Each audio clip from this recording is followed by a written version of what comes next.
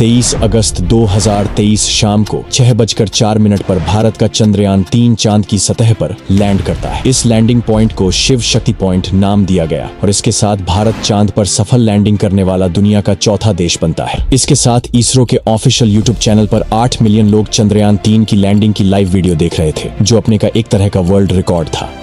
लेकिन आज भी ऐसी कुछ लोग हैं जो इन मून मिशन को फेक बताते हैं। वे इसे कंप्यूटर ग्राफिक्स और CGI से बनाया हुआ बताते हैं।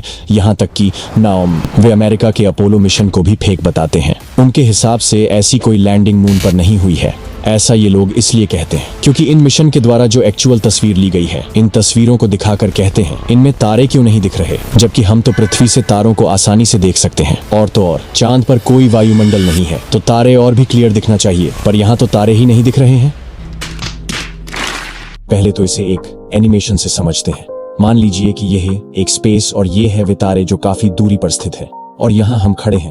अब हम तारों से आते हुए प्रकाश को देख सकते हैं, लेकिन यदि हम एक बहुत बड़ा लाइट सोर्स बीच में लाकर रख दें तो क्या होगा?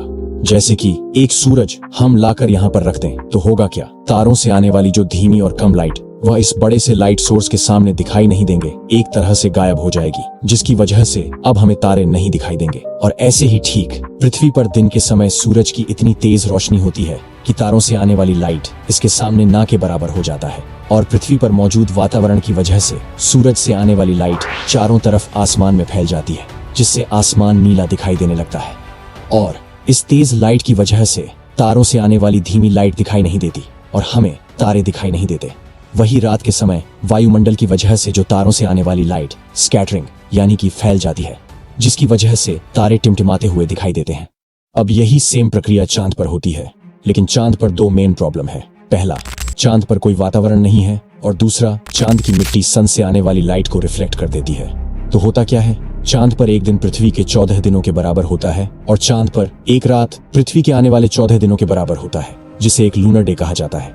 और जो अधिकतर मून मिशन किए जाते हैं वह चांद पर दिन के समय किए जाते हैं, जिससे होता क्या है? सूरज से आने वाली प्रकाश सीधा चांद पर पड़ती है और चांद पर वायुमंडल न होने के कारण आसमान काला दिखाई देता है, क्योंकि लाइट को स्कैटरिंग यानी फैलने के लिए कोई भी वातावरण नहीं होता है। और तो और चांद की सतह इतनी रिफ्लेक्टिव होती है कि चारों तरफ लाइट बहुत ज्यादा हो जाता है, जिसकी वजह से तारे दिखाई नहीं देते हैं। लेकिन क्वेश्चन और है, जो कैमरे होते हैं वह तो हाई रेजोल्यूशन और बहुत हाई क्वालिटी के होते हैं, फिर क्यों तारों की फोटो नहीं ले पाते हैं? तो इसका सिंपल सा आंसर है कि कैमरे को चांद की सतह के हिसाब से एडजस्ट किया गया होता है। यानी कि चांद पर सूरज की लाइट तो आती है, साथ में चांद की खुद की रिफ्लेक्ट लाइट होने की वजह से वहां पर बहुत ज्यादा लाइट हो जाती है, जिसकी वजह से कैमरे का एक्सपोजर को उसी तेज लाइट के हिसाब से एडजस्ट किया गया होता है, जिसकी वजह से तारों से आने वाली धीमी और कम लाइट को कैमरा कैप्चर नहीं कर पाता और चांद पर कैमरे से ली गई तस्वीरों में तारे नहीं दिखाई देते हैं। वैसे जाते जाते एक और बात, चांद पर वातावरण मौजूद है, लेकिन यह बहुत ही पतला होता है, जिसे एक्सोस्फीयर कहते हैं। ये इतना पतला होता है कि इससे सूरज की लाइट स्कैटरिंग नहीं कर पाती है, जिसकी वजह से चांद का आसमान काला ही दिखाई देता है। और यह परत हीलियम, नियॉन और आर्गन जैसी गैसों से बना होता है,